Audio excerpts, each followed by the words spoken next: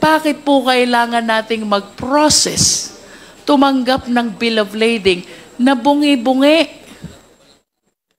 So that in case of illegal kargamento or contraband, hindi maintindihan kung sinong hahabulin. And the worst scenario is, the people in between, naghanap buhay lang, natuwa dun sa kita nila. Like the consignee for hire, like the custom broker, both are totally unaware of the contents of the container. Sila ang nakukulong. Question for Mark Taguba. Bakit enrolled ka na sa Davao? Naharang pa yung container na fina-facilitate mo for release. Ayun po, Your Honor. Sabi ko rin po minsan, ano lang din nila yan para magbigay ka sa kanila, additional na payment. Pag nag-alert naman sila, hindi marami. Unti-unti lang. Pero syempre, kahit isang container lang ang ma-alert dyan, malaking halaga po yun yung laman ng container. So, kaaregluhin mo talaga siya. So, sa aking side, patingin ko po, para siyang additional income. Parang siguro, may sila ngayong araw, kailangan nila ng pera. So, manghaharas sila ng tao. Pupunta ka sa nila, mag-aareglo ka. Mark, I am talking about the container which had this metal cylinder with illegal drugs. Was it a coincidence na siya yung na-check? Or is there other reason behind kung bakit sa kabila ng enrollment mo sa Davao Group, naharang itong shipment na to? Hindi po siya naharang sabi ko nga po, green lane po siya. Green lane? Opo. So, dire-diretso po siya. Wala po siyang x-ray, wala po siyang physical examination. At talagang wala kaming alam na kung may to. Sa katunayan nga, ang tagal nga na-release May 15 pa dumating yung container, sinabi ko na yun noon. At May 24 pa siya na-deliver. So, how was the shabu contained in the metal cylinder discovered? Ayun po, nagkaroon ng raid sa May 26 sa Valenzuela. At yun, binuksan nila yung cylinder doon. Doon nila nalaman na may shabu yung cylinder. The discovery happened after the release? Yes po. When the same is already in the warehouse? Yes po, Your Honor. Kanina sabi mo, wala sa packing list yung metal cylinder. Tama ba? Yes po, Your Honor. Anong naging basis ng implication mo dito sa metal cylinder when the same is not written among the items in the packing list? Ayun po, ang tanging ebidensya lang po nila is yung logbook ng Hongfei na di umano, nung nagdiskarga dun sa container na yun, merong 5 cylinder na diniskarga doon sa container na yon. And who prepared that logbook? Yung Hongfei din po.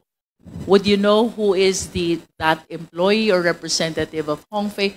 Kasi pwede ko namang basta isulat lang yan Yun nga po. Na may kasama siyang metal cylinder when in fact wala. Yun po. Yun po, kasama po yun sa aming depensa na bakit yun ang pinagbasehan nila, yung pwede mong isulat na lang kahit sino. Samantalang sa amin, meron kami mga dokumento na in-examine yan sa China. At hindi naman po yan ninakaw Dumaan yan sa Bureau of Customs So, was the person who unloaded the cargo from the container while in the warehouse already, was he presented in the court? Yung nag-unload po, hindi po. Hindi po so, siya it was only the... Yung prepare lang po nung... yung unhigh packing list na sinasabi nila. Na, yun Wait, sabi mo kanina the packing list which goes with the bill of lading does hindi not po include... Hindi po siya kasama doon. Kaya nga nagulat kami. Bakit may iba pang packing list? In other words, dalawa yung packing list ngayon. Yes po, Your Honor. Packing list that goes with the bill of lading nung dumating yung shipment. Yung packing list na pinresent niya doon sa court, kailanman hindi ko pa nakita yun. At hindi rin yun dumaan sa Bureau of Customs.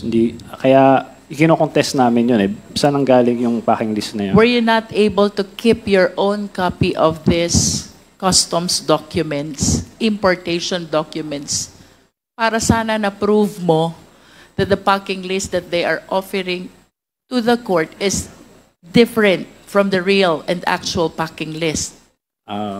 Yun nga po, Your Honor, hindi kami pinakinggan dyan.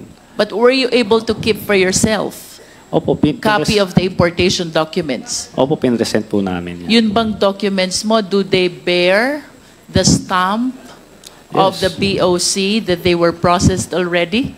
Yes po, Your Honor. Mismong BOC. Tapos yung packing list nila, mayroon ding tatak ng BOC. Wala po. Ano nga lang po siya eh, gawa-gawa lang eh. So, yun nga, kahit sino pwedeng gawin yun. So, bakit yun ang yun yung sinuportahan ng korte, no? Mr. Chair, we are talking about here about two packing lists. One with the stamp of the Bureau of Customs and the other without the stamp of the Bureau of Customs. I just want to manifest how come if the one with the stamp was likewise presented in court, present nyo ba? Yes po. After po yung pinresent namin, tsaka lahat po ng dokumento na dumaan po sa BOC. I just want to state for the record, Mr. Chair, why between these two documents, the one with the stamp of the BOC and the one without the stamp, the one which was appreciated in hearing the case, is this one which does not bear the stamp of the BOC? That is a manifestation, Mr. Chair. And kanina po, sabi ni Mr. Guban, thank you Mr. Taguba, since time immemorial, aba nakakaalarma po yan. Napakarami po ng estudyante ng Customs Administration. And even myself, I was able to teach a lot of Bachelor of Science in Customs Administration students. It is quite alarming na ang dadat na nilang sistema sa BOC has been installed since time immemorial. Talo pa, Mr. Chair, ang principle of law since time immemorial. So, in this light, Mr. Chair, I wish to share to the committee, I hope this is the actual, one of the actual forms which are being used as bill of lading. Secretariat, please. Mr. Guban, based on your experience as an employer official of BOC for a long period of time, please walk us through. Paano po ba ginagamit itong form na ito? And I wish to give emphasis also to his statement earlier. Dapat dun sa loading pa lang, kilala na natin kung sino yung shipper. And if the shipper, I do not understand why he should be different from the owner of the shipment or the exporter. If they are two different persons, I wish that the names of both should be reflected. That is for us to be able to determine the parties accountable for the contents of the container. Not only that, Mr. Chair, pagdating dito sa Pilipinas, kung ang consignee is different from the owner, the identity of both must be disclosed as well. And we have to emphasize also that this bill of lading, if I am not mistaken, is under oath. Bawal magsinungaling. I remember, Mr. Chair, during our hearing in the Dangerous Drugs Committee about the illegal drugs which was apprehended at Empire 999 in Mexico, Pampanga. Ito pong form na ito ay napakaraming iniwan na blanco. Reason kung bakit hindi natin matrace kung sino ang party accountable. So, I wish to bring this as well to the attention of the BOC. Aanin po ba natin yung mga cells na yan? Yung mga blankong yan, kung hindi po natin uobligahin ang mga parties concerned to fill in the necessary and accurate information.